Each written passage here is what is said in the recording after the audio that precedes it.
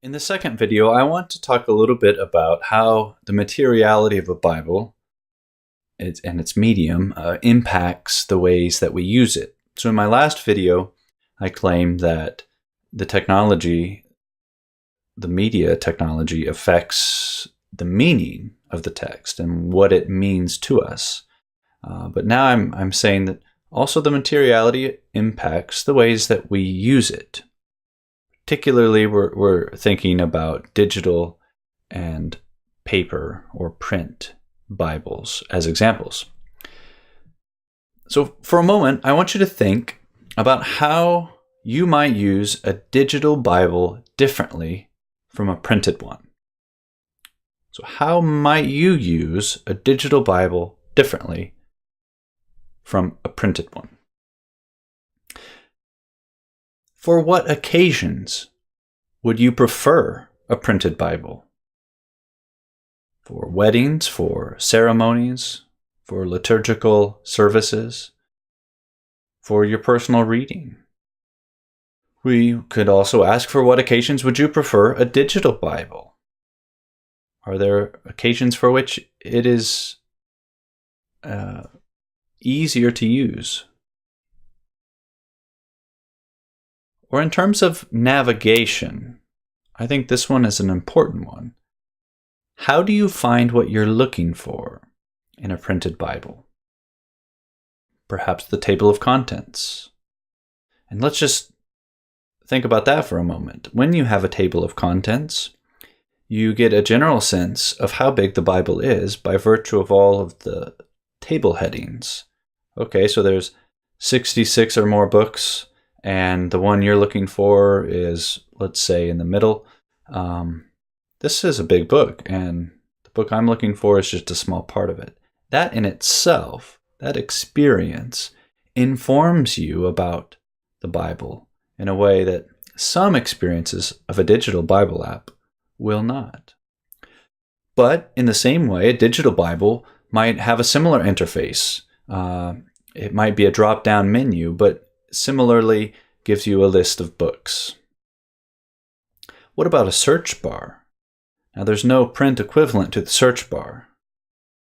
Print has a concordance, but that's a quite different experience. But in some digital Bible apps, you can search for a word or type in a verse. And so if you're in a religious education class and your teacher's given you an assignment and you need to look up the parable of the Good Samaritan, type it in, and by some act of magic, you're brought immediately to the parable of the Good Samaritan. What impact does that have? Now, that's an interesting question. But the broader point we're trying to make here is just that these media lend themselves to different uses. At a conference last year, I spoke with a religious studies teacher in the university about how she teaches her students from the Bible and about the Bible and what role technology plays in it. And she said she's noticed students now prefer a digital Bible. They almost always use a digital Bible when they're given an assignment because they can download one for free on their phone. And that they have no idea what the Bible actually is, how many books there are and how big it is and where any book is relative to the whole thing. Part of that, of course, is because when they're using the digital Bible, they're simply trying to finish an assignment, and they're not holding a physical printed Bible in their hand. They don't have a feel even for its weight and how many pages there are. So their experience of the Bible through an app is a different one than it would be if they experienced it in print. We might also ask, how does a printed Bible or a Bible app change the ways in which we read it? For example, how much we read in one sitting, or how long we read. Now, we're a bit limited on the data. These questions are beginning to be asked in surveys, and Codec has run a survey recently where we are scratching at this sort of question of digital versus print. We also have a PhD student working with Pete who is asking questions of differences in reading experiences of digital and print.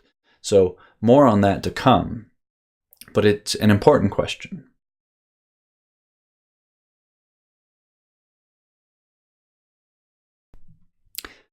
So here I come to sign up for YouVersion because, in fact, I need to sign up for it.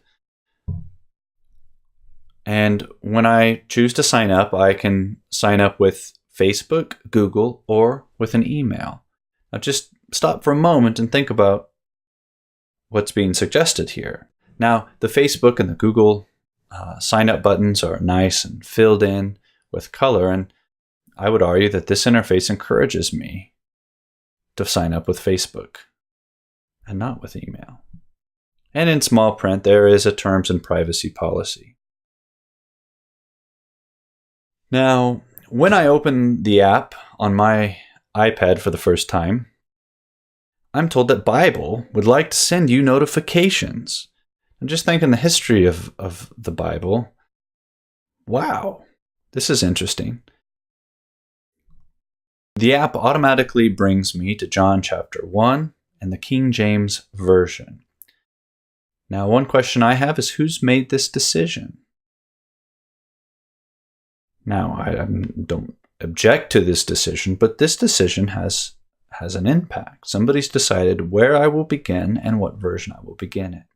If you look on the left column, we also have a verse of the day, which is chosen by somebody or an algorithm.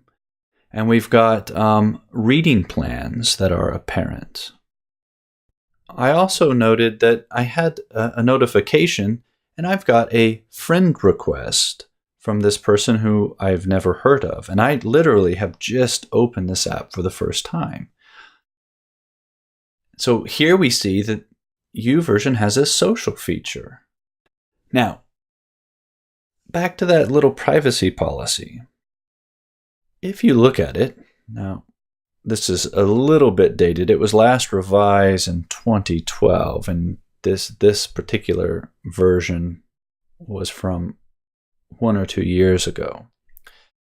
They say, we may combine the information you submit under your account with information from other Life Church services or third parties.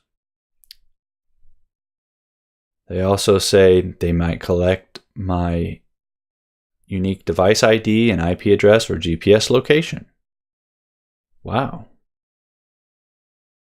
And they might allow access to personal information to its employees, contractors, and agents who need to know this information to operate, develop, or improve our services.